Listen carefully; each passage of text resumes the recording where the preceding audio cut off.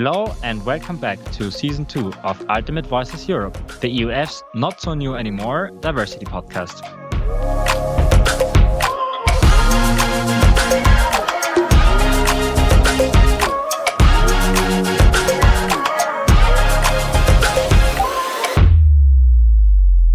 Before we start ahead with the episode, I just wanted to let you know that we did have some server issues while recording the episode. So Becky's audio might at times sound a bit choppy. I would ask you to bear with us. We're looking to fix it for the next episodes, and I think it won't take away anything from the great things she has to say. Have fun. All right. Hello and welcome to the second episode of UVE, Ultimate Voices Europe, the UF's diversity podcast, this year focused on the women's division. And for our second episode, Annika and I are super happy to be joined by Maeva and Maddie. Hey. Hi. Thanks for coming on. Maybe it's just best if you tell us what brings you here and what we're going to talk about today. Yeah, sure. Thank you very much for inviting us to talk with you today. It's very, very nice. We're very happy to do so. I guess Matti and I, and also a bunch of other amazing people that we've been working with, Margot, Leah, Tiffen. We're working on a Woman Plus Ultimate Tournament that will take place in Bouillon, Belgium, around July. So it will be the 18th and 19th of July. That's what we've been working on for a few months, if not years. A few years actually. I think it's already originated quite long ago already, but time to put everything in motion, and we really want to make something special. So we're taking the time that's needed to do so. Nice. Do the two of you want to introduce yourself really quickly? So you were just talking, Maeva. Do you want to quickly say something? Yeah, sure. Yeah, maybe we can start by that. So I'm Maeva. I use she, her pronouns. I'm French. I've been living in Paris for, I think, the past 10 years, maybe.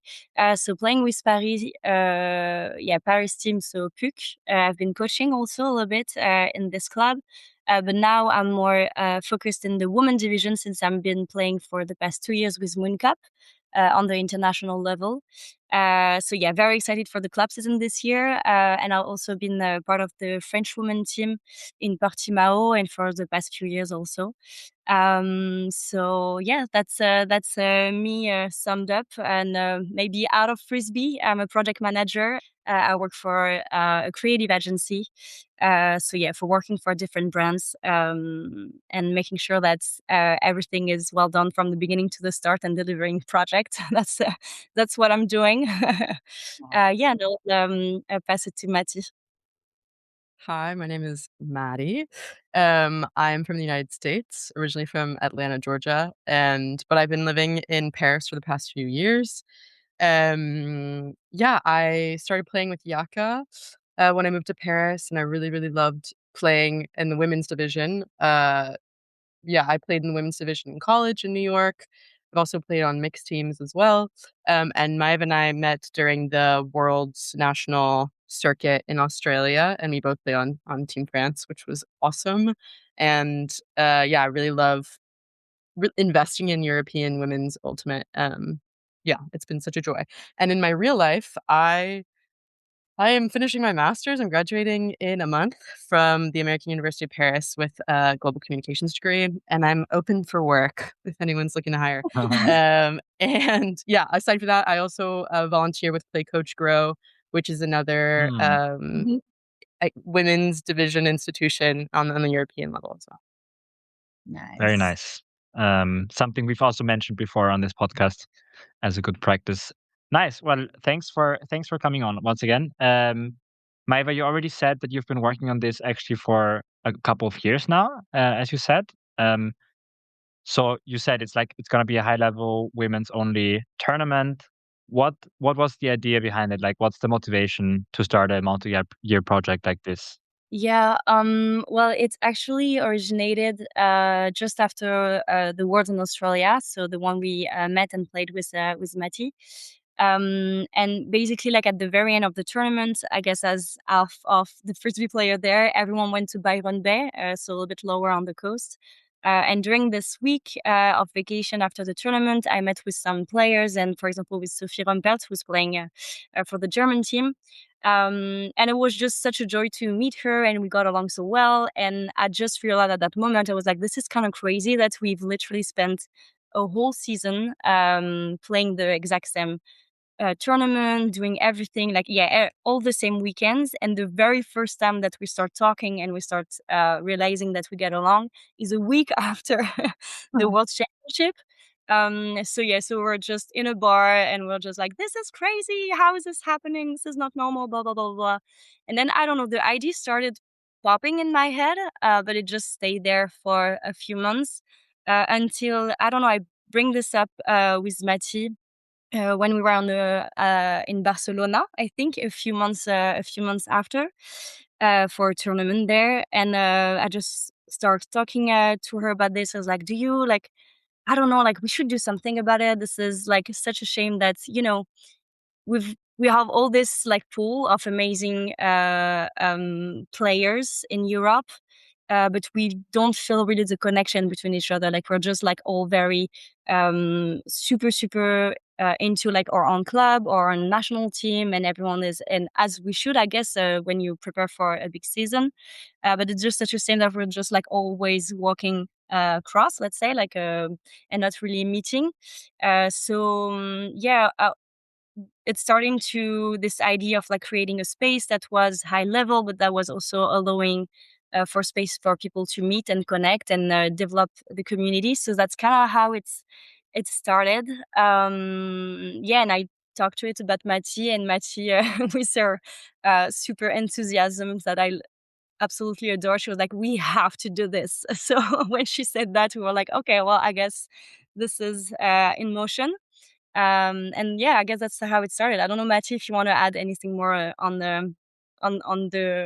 this. Yeah, I think it's actually like crazy random timing that the women's division is the focus of UF this year, because I think like everyone's just kind of collectively thinking, okay, what's been missing from this community? And I think what's great about All Stars is that it's coming not from a club and not from a federation and not from a previously organized institution, but it's coming from players who are realizing what's missing and coming together and creating a space for players by players. And it's great that UF and we're working with LTTV as well. Like different groups are very interested because it seems like it's the theme of this year, which is great. But we're hoping that this is not just a one-time thing, but this happens to be like a really anticipated annual event that remains on the top of must-dos for tournaments in the world. That sounds nice. That sounds really amazing. Yeah. I I want to come back to the topic of women's ultimate and these like spaces where like women's ultimate is. I think that's like a really important thing that you're creating, of like having a purely women's ultimate tournament. I don't know if there are many tournaments that are specifically only for the women's division and that anyone who plays in that division. Was that also like a reason to do this, that like there is not really many spaces, tournaments like that? Yeah, we've done a lot of scouting also to see what already existed in Europe, and there's already been a woman-only tournament, but to be honest, not as many as there's, for example, open division or mixed division. So it's really rare, let's say, to have a completely fully exclusive weekend with only the women division. So yeah, I think there were something missing on the map of Europe, so that's why also we wanted to do this. And maybe I'm just taking this time also to give the clarification that when we say woman, it's really like woman plus. So what that means for us is that we really want to be inclusive of every woman, cis woman, trans woman, as well as non-binary people and gender diverse people that will feel aligned with a woman-centered space. So yeah. Yeah, that's one of our like core founding values for sure, is this idea of like not perpetuating exclusive spaces, but that we're setting up an inclusive space and focusing on, when women plus centered people. That was like a huge, huge thing for us. Yeah, that's really Nice. important. That's very nice. Just so like anyone who plays in the women's division and identifies as a player of the women's division. Yes. Yeah. Exactly. Yeah, because I guess we've seen also like lately, the landscape of sport isn't looking that great everywhere, and especially with like the latest news that we got from the Olympic Committee that were shameful. So yeah, I guess one very of our core value is really that the statement of like we want to prioritize inclusion overall, and yeah, that's basically we want to be this place where every athlete who feel excluded elsewhere can finally focus on only one thing, which is playing Ultimate. Yeah. So yeah, doing what they do best, which is playing Ultimate. Which is also like why we were super intentional about it being like a completely independent tournament from any team association or any federation, just because this is a tournament that's for us, by us, that we get to dictate what is, going on in the space. So yeah. Nice. I do want to get more into like the whole inclusive exclusive debate, because I think that's also super interesting on a meta level. But now that you've like mentioned, I think already twice, like that's from you, by you, for you. What is going to be the difference? Like, do you have any like sort of, maybe it's a bit of an abstract question, but I'm curious, like how's that going to feel? What's going to be different than a EUF organized tournament or like Yeah. federation organized tournament? I've been waiting for this Any thoughts? question. Yes. We have so many. We've like, Maiva and I's talked before this, and we're like, I know that they're going to ask what makes this tournament different, and we got to come prepared. Okay. So, yeah. Okay. So what is different about our tournament is that we are focusing, the emphasis is not just on what's happening on the field, like what most tournaments are, but also equally giving emphasis to what's happening off the field and how are we interacting with our, both our team and building. I know a lot of teams are using our tournament as like a team building space, but it's also an important space to build community outside of our team. And that is the main focus through, and we have a few different activities planned. Well, okay, yeah, we have a party that's pretty traditional for like a tournament standard. But beyond that, we also have like different fun organized activities for building community between teams that we don't really want to talk about right now because we're still working out the kinks. But we're going to have really fun stations. We're going to have a tattoo station, potentially a different nail artist station. There's also going to be times to engage in physical activity and sports like volleyball, and also like play in the river. And it's just gonna be a really great time focused on community building. It's kind of like a camp. I grew up going to an American camp, and I think that energy is like really, really special. And creating a space that's separate from the everyday life and maybe separate from traditional ultimate Frisbee spaces to build memories with people that isn't just on the field and competing against each other. Yeah, and I guess just to add to what Maddie was saying, I think fundamentally also having a woman plus only tournament is gonna be different in itself because of this. Because also like when you have this woman-centered space, we firmly believe that being all together is also something that will unlock excellence, kinda. So for us, it's really meaningful to like reunite all those super high level player and making them interact with each other. And we do feel that when you're in a woman-centered space, whereas if you're not, the player feel safe, seen, supported by a community that also understand like their very specific journey of what it is to be playing in the women division. And I think it just builds up this like safe environment where you can just be your best self and take more risk on the field and feeling more comfortable, just expressing yourself in and out the field. It's as much about like high level competition and but also as community gathering and kind of this radical belonging that we want to have between all the team. Yeah, that's so lovely. And I think that's like we're circling back again to like having this inclusive space. And I think that's what's really unique about this tournament of like having this safer space where people um, feel seen, also feel safe. I think people can express themselves differently and also can take up space that maybe Yeah. isn't always given to them in other contexts. So that is such a good idea. And I think um like circling back to also what you said before, Brinley, with like the level of like inclusivity versus exclusivity. Obviously, you always exclude someone when you build like a safer space or an inclusive space. But like just like as an argument, there's so many different spaces for male matching players that maybe women matching players aren't part of. That's why it's such an important concept that Yeah. you're creating.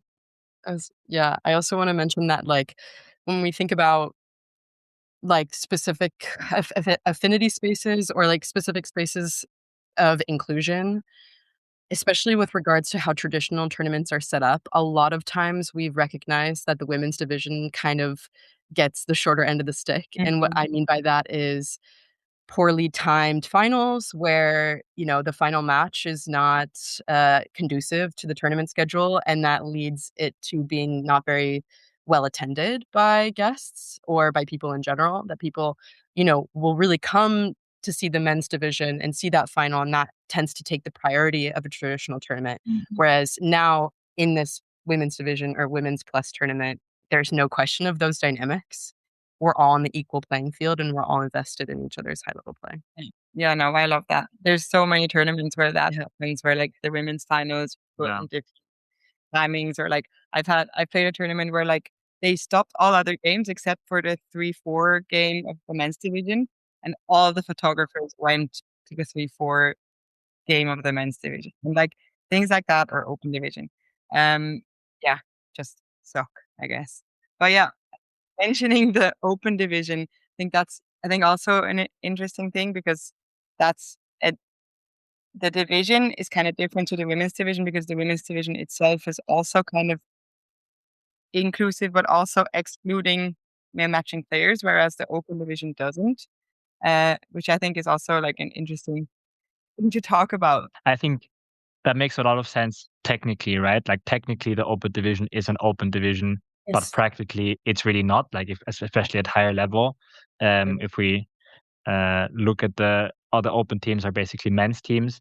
And actually also in terms of like gender diverse and trans people, I feel like it's less open than the women's division, for example, which has, I mean, that's a general trend, I think, in competitive sports, that women's divisions are like there's higher queer representation generally. But yeah, so it's just an interesting thought that even though maybe technically there are like less barriers in the open division, practically there are actually more. Because sort of, yeah, maybe just sort of cultural norms you have to adhere to fit in. Of course, the physical sort of requirements maybe to compete at the highest level in open are just hard sort of for people of all genders to fit. But also, yeah, like just a matter of how many people play the sport, and I think we still have way more men playing ultimate than women generally. Which is of course also a cultural problem, but at the same time that means we're just gonna have more open teams that play. But I think it's a very nice sort of example of what the rule says isn't necessarily what like the practical implication is going to be. And I think that's the thing of like excluding and including, because I think people could make the case, right, like, oh, we have a women's only tournament, how is that more inclusive than a tournament for all genders? But that sometimes you need like a little bit of exclusion to sort of balance the scale, because people are like culturally, structurally being discriminated against or getting given less space. So like to balance the scales, like you can't really have inclusion just happening by itself by goodwill, right? Sometimes you have to have like structural measures as well. Yeah. Yeah, I agree.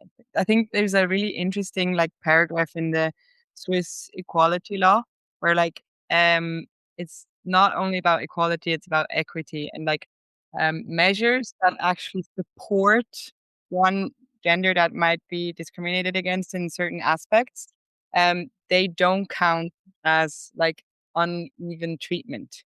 So, Mm. and that's kind of the same, right? We need to build spaces for women, because they don't get the same amount of space or same amount of, I don't know, representation as the men's division or the open division.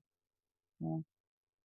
Yeah, I couldn't agree more on what just the two of you just said. Maybe because I was just thinking, I think to us this makes sense, right? I think to people who are either like haven't faced like structural discrimination, or not knowingly have, or who are also like new to the whole debate, I would say this maybe is a bit counterintuitive. So I was thinking, maybe again bringing it back to you, the players who are creating the tournament for players. What do you expect? Like, I mean, maybe you already mentioned some, but maybe are there more things that you can expect to feel like different, being in a women's only space, that might not be the case like in an odd gender or in a mixed gender tournament? Well, yeah, this is a difficult question because I think it like talks more about society in general, and it's not just about Frisbee and it's not just about Yeah. tournaments, but it's about like the structure of Frisbee and the structure of tournaments and like Mm. like how is the the women's plus experience reflected on the field and off the field. So it's a difficult it's difficult to pinpoint in words exactly what the feeling is. But as someone who has played both in the mixed division and the women's division, I would say that, and this might sound controversial, but I am speaking from the I perspective. So this is my own perspective. I grew more as a player, both on the field and in my own self-confidence when I was playing in the women's division. And that's no fault on any of the mixed teams I played with that had various genders. I just felt that I was pigeonholed into certain positions on the field and also certain social structures, like in leadership, where I didn't really see examples of women's leadership, basically, sometimes in my mixed experience, that ultimately reflected and resulted in the way that I played. And then when I moved to the women's division, I kind of felt like this whole new discovery of me as a player. Like all of a sudden I can cut in these spaces, and all of a sudden I can have this leadership role, and I can speak for what I want and claim space and take space. So again, I'm trying to tread lightly because it's no fault of individuals, but more so of the social structure that exists already that will ultimately re-exist in whatever space you Mhm. exist in. Yeah. Yeah, I guess like I feel deeply. I think with everything that Matty just said, and I guess when you're in an environment where it's woman centered, then the women aren't just a player, but they're also the strategists, the voices, the mentors, the leaders, the coaches.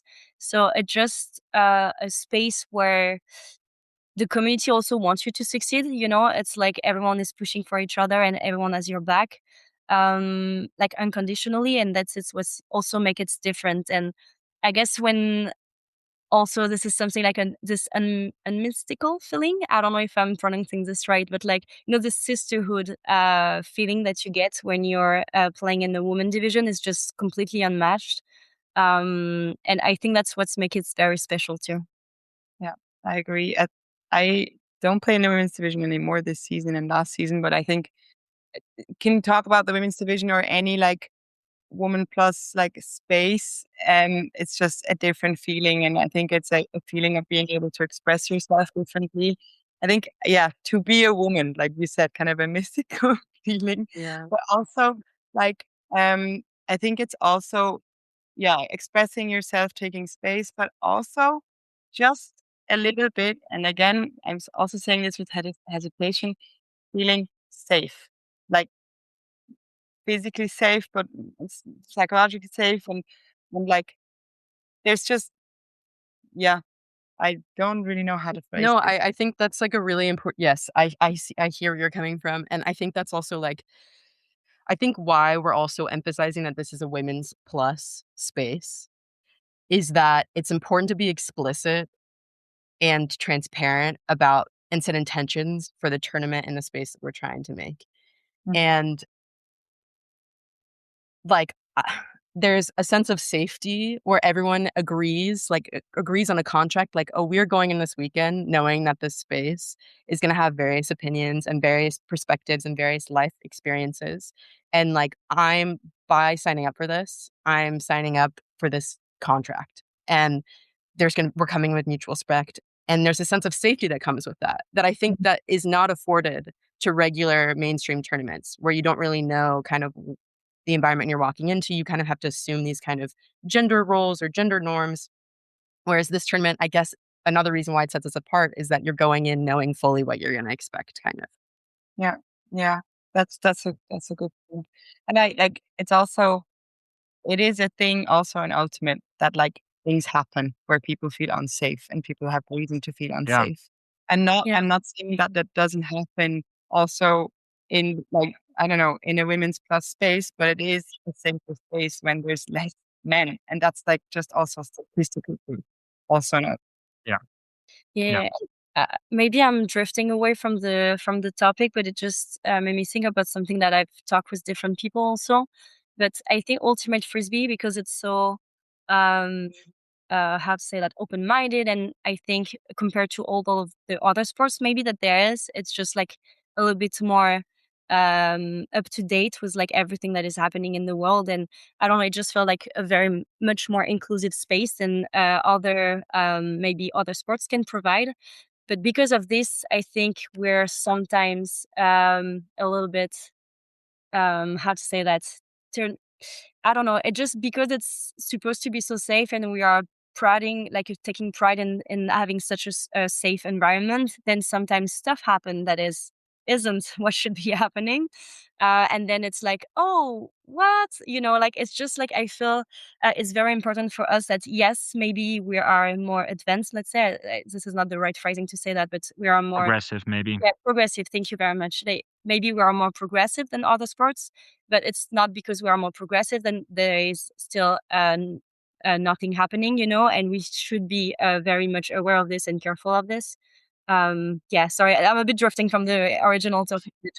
I think that really fits, actually, because we also mentioned this last episode with Nemo already, but just thinking of the EUCF party last year, where we've had reports of women or like women plus people feeling unsafe, just both in terms of like getting comments, but also in terms of like the general atmosphere of like shirtless men coming too close into personal spaces, etc. And I was just thinking, like, exactly like this sort of a party on a women's only tournament or women's plus tournament must feel just very different. And that's also, again, I'm sure there's like lots of men in the European Ultimate community that would perfectly sort of fit the vibe of that party and like it wouldn't feel any different. But there's also people that would disturb a vibe like that. And yeah, like Annika said, I think there's also a statistical case to be made for that.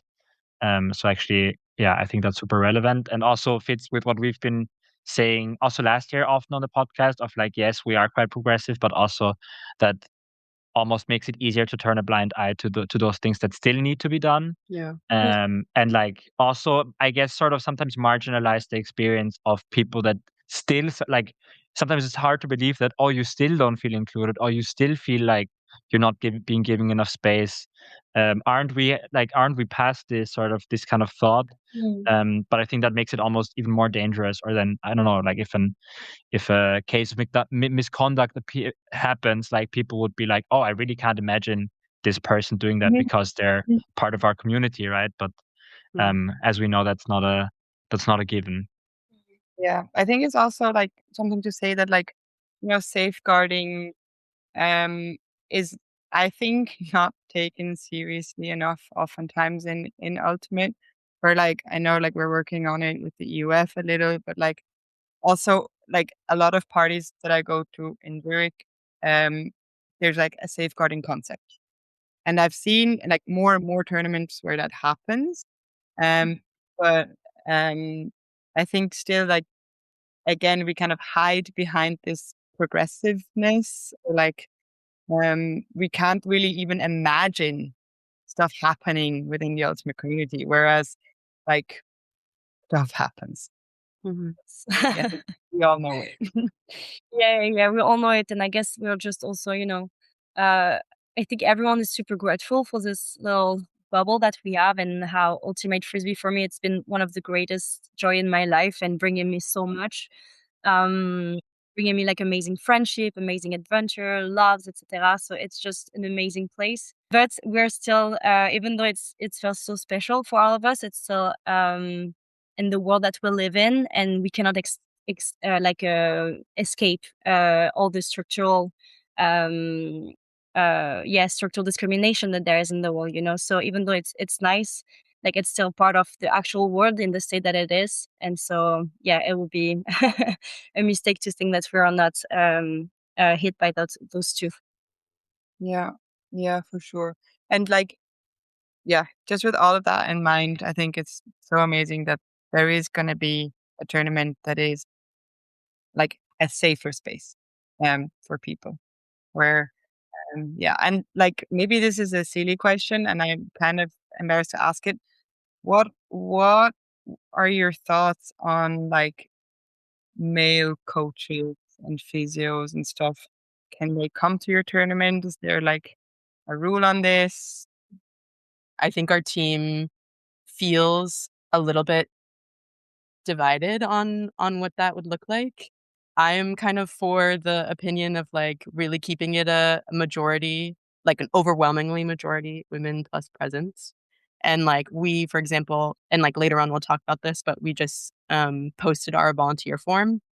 And like right before my event and I checked in with each other being like, oh, we also need to consider like who's volunteering for these spaces. Do we, like do we talk about who can be a volunteer and who can't volunteer? So anyway, yeah, I don't know if we have a stance on that particular question, but it's not a stupid question though at all. It's something that we talk It's about. something that we've been talking a lot all together, and also I think in the lens of the World Championship coming in August, a lot of team are coming there for preparation.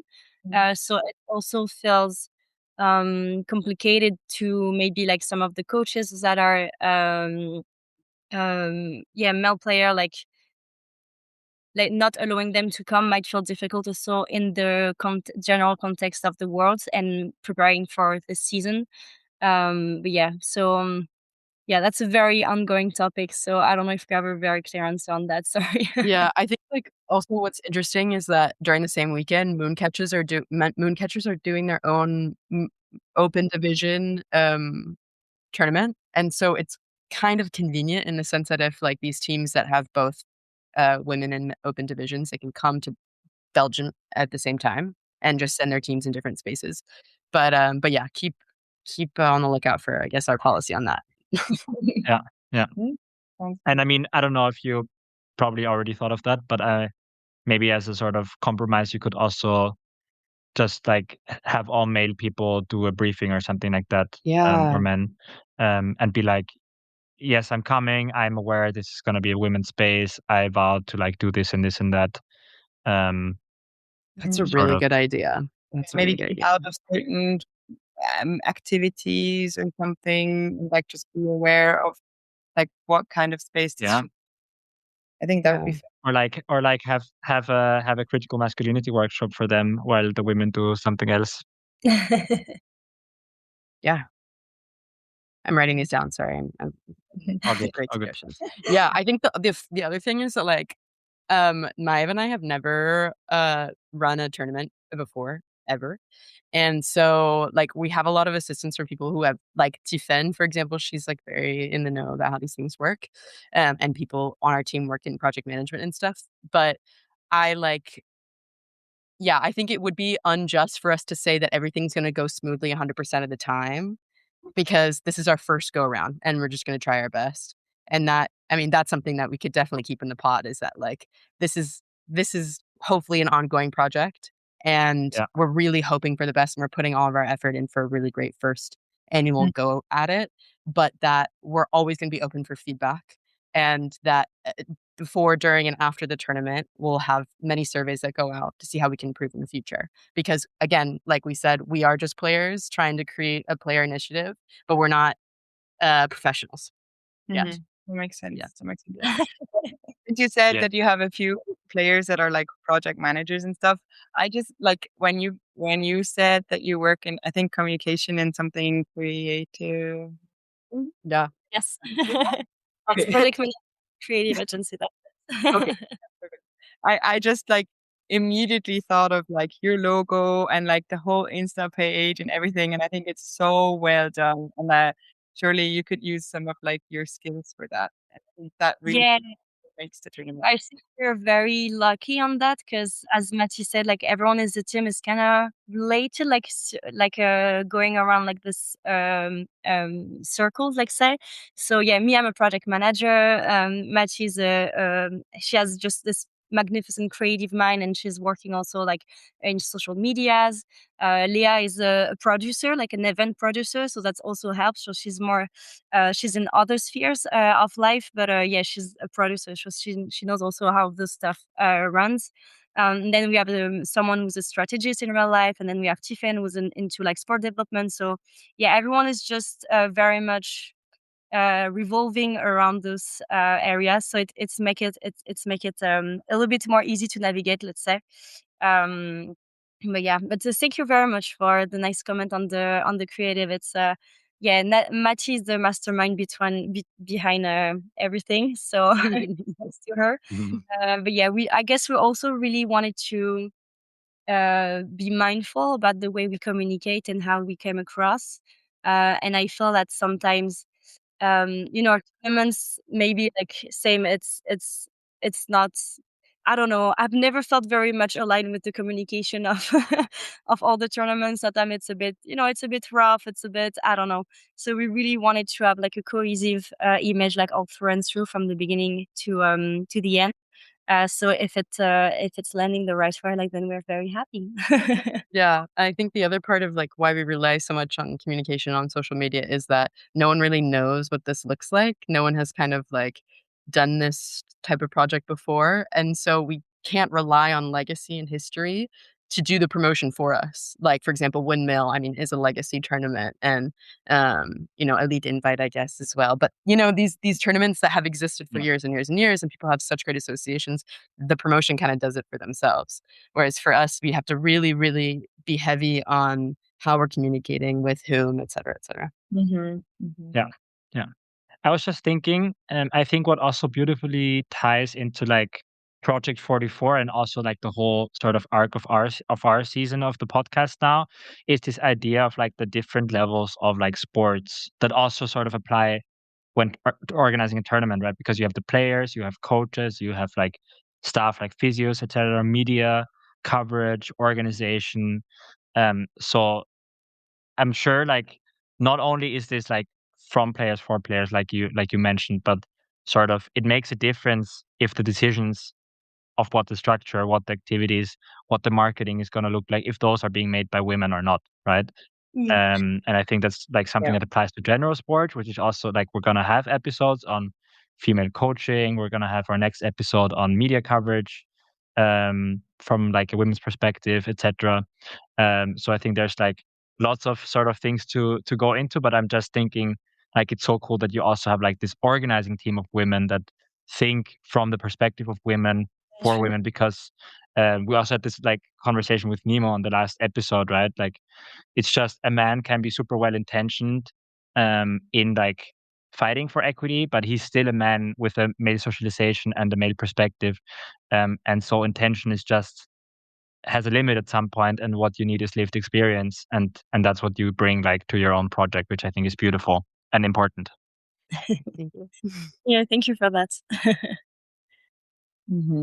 For sure. Wait, I think like I also want to mention that like we've already been learning so much on the project, and we've already like learned from some of the maybe misfootings that we've had originally. And I think it's important to acknowledge them as well. Like when we first launched the project on Instagram, we were like really sure about using inclusive language, and we're using the term women, like women with the X in it, because I'm a cisgendered woman, and I cannot speak from the perspective of what it means to not be cisgender. And so that was like a learning moment for sure for us, because we thought we were using the most inclusive term, but then we had our audience very kindly give us feedback and say, oh, actually, like this would be a better term. And so that's just an example of just we're trying our best, but also super grateful for the community that's coming forward and making sure and keeping us on track too. So yeah, it's a learning process and we're learning so much about this. Yeah. Yeah, but it's a joy to see that the product also has been resonating so much with the community. We've got like so many feedbacks from, I don't know, players on the field or just in our Instagram DMs too. So it just making sure that we're doing something that is right and that was needed.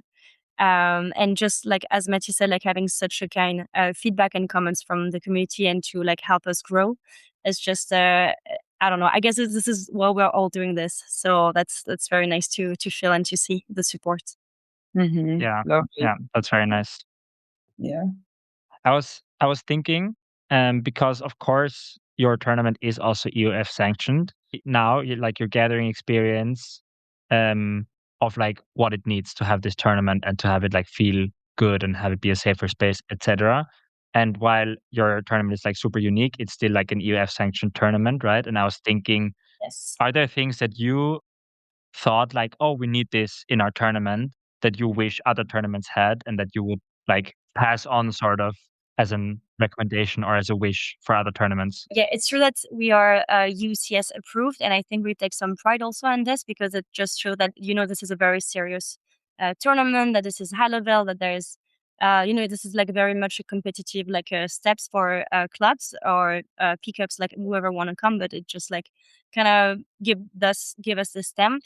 But even though we're following this like sporting rules of for the games, I think we're very much following our own community rules when it's come to this aspect.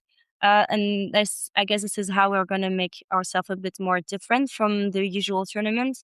And I guess maybe we don't have an answer yet on how exactly maybe the UF could take from that and then take with them and apply elsewhere.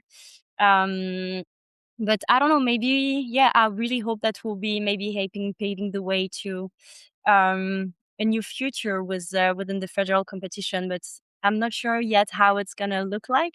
But very eager to see because we have all those ideas and we have all those expectation of how it will comes. But I guess we need to also wait until it happens to see if eventually everything like aligned perfectly.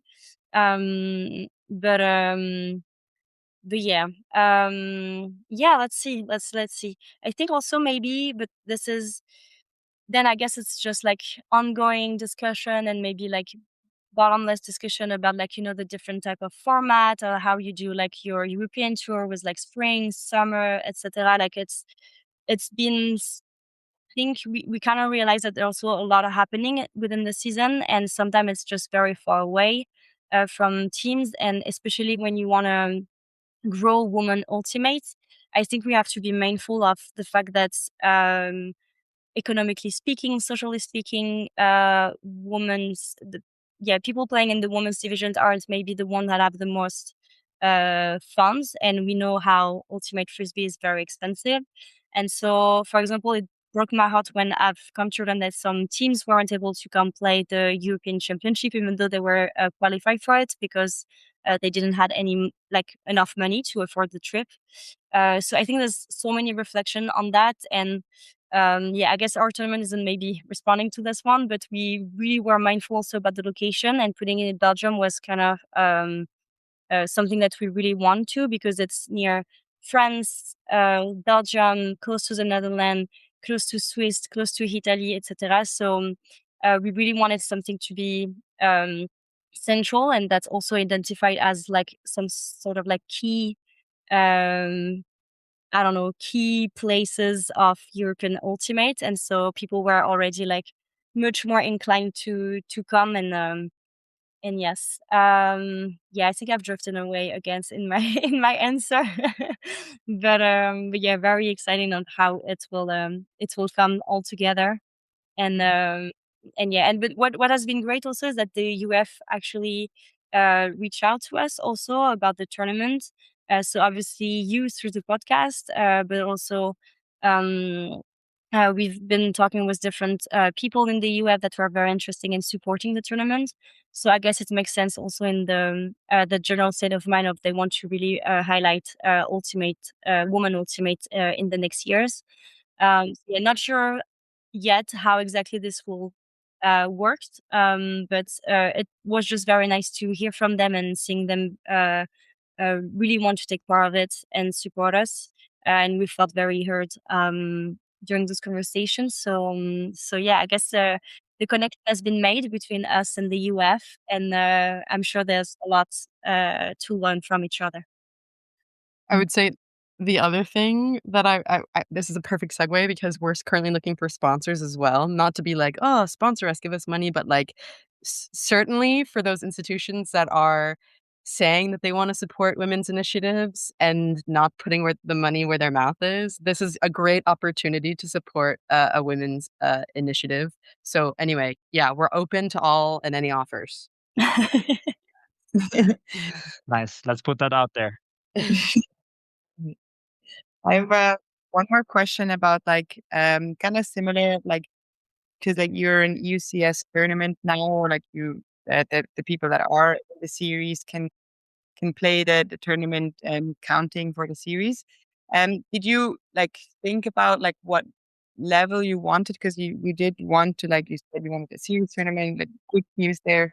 Is there ever a thought of like yeah, what like if you wanted to also invite like amateur teams or like lower level teams in a way? I actually don't know which teams exactly are all going, but I know that it's like all of the like top teams in the women's division. Yeah, what were your thoughts there? Yeah.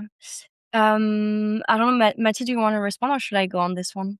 We can double team it. I would say probably you start because Yeah. Okay. Let's team up on this one. I guess when we first thought about it, it was more leaning towards having a high level tournament, because we kind of saw a divide also in what was already existing within the landscape of women's tournaments in Europe.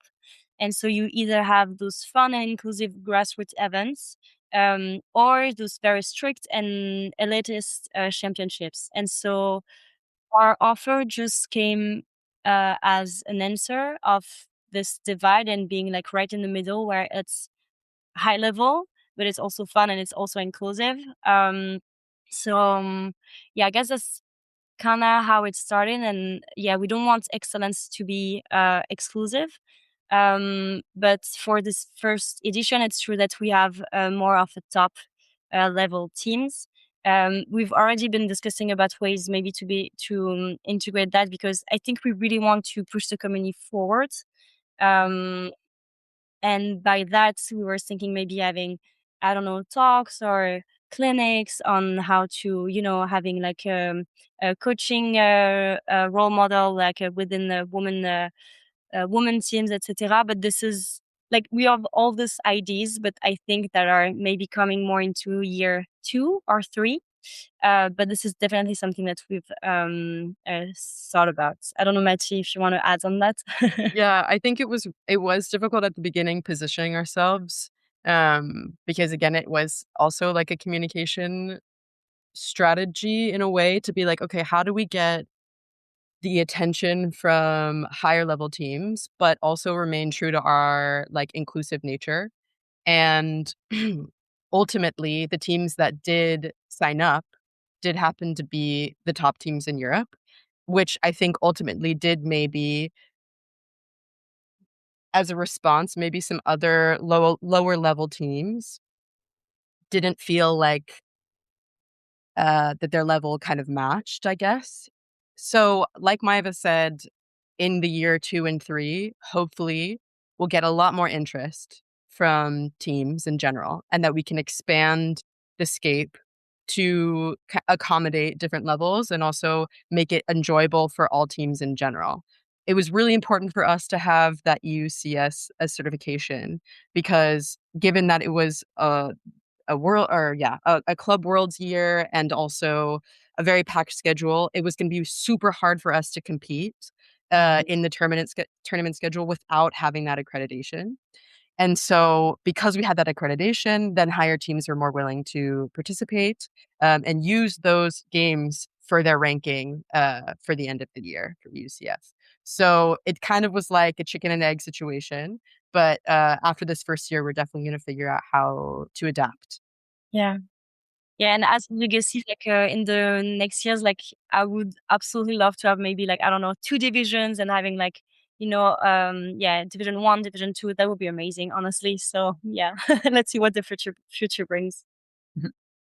Yeah, that also that reminds me of like how we started this podcast as well, because we were at this like, oh, we're gonna give a platform to voices that aren't always heard, and like our first couple of guests were like the most famous people in Frisbee Europe, but we also needed like people to start listening to this, right, and be interested in the Yes. names, and I do think like there's worth in that, right, because and that's the same for like high level and like at a more broader level. I think there's this like only because like the main focus is like playing at the highest level doesn't mean there's not a lot of other things going on in like high levels women's ultimate that might be nice to share or good to look at, or right. And I think that's actually part of the like problem that we've also experienced, and that's like behind the whole Project 44 idea, is that while yes, the top is developing, this sort of connection is missing a little bit to like this broader like grassroots scene. And I think so it's beautiful like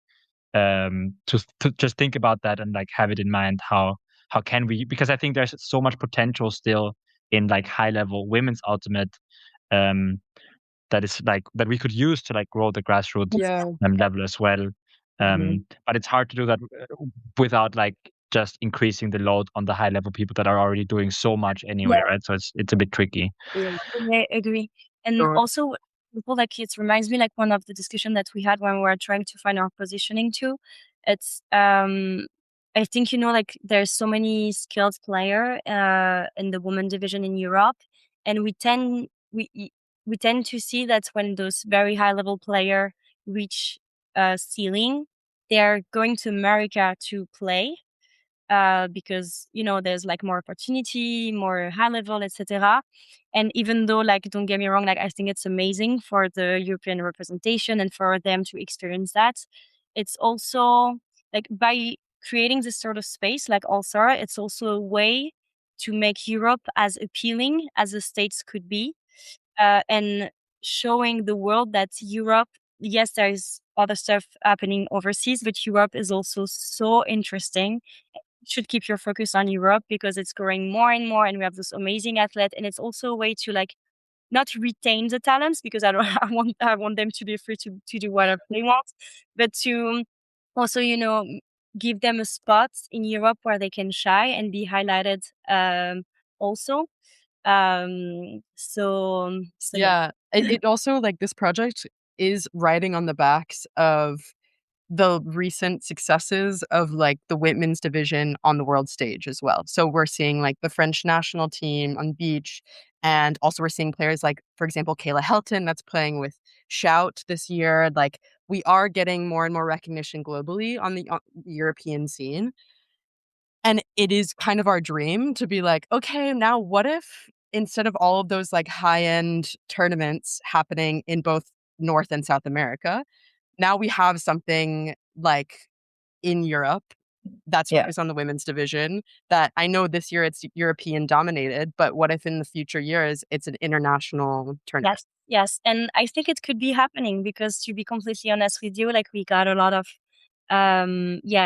texts from teams overseas also that were super interested in coming to the tournament. But obviously, since it's the worst season, it's already super packed and super expensive.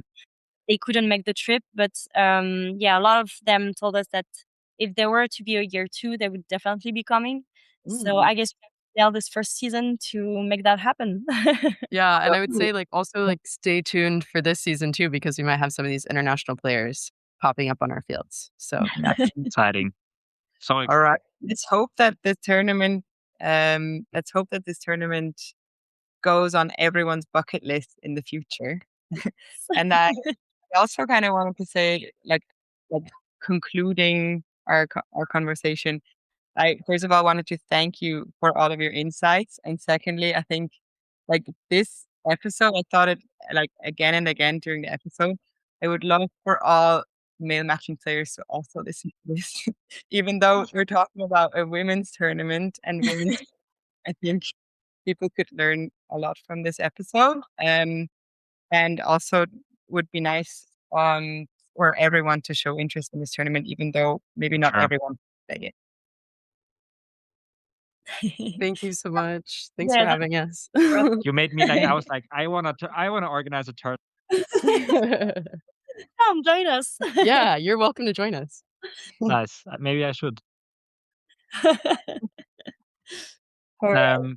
But yeah, thank you so much for coming. Oh, wait, sorry. Can we just say our volunteer form is live?